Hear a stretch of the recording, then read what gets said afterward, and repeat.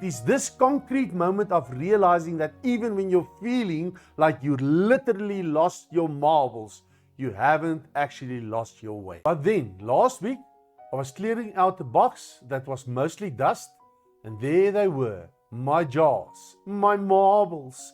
Before I packed them up, there was 58 marbles left in the to-go bottle and 26 in the lost bottle. And seeing them again really drove the point home. Even without my tracking system for a few weeks, even when my routine was completely disrupted, I had kept going. I was still making progress. I'm moving 5 marbles over to represent the 5 kilos I lost while these jars were boxed up.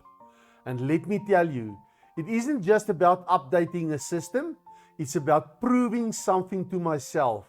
It is this concrete moment of realizing that even when you're feeling like you literally lost your marbles, you haven't actually lost your way.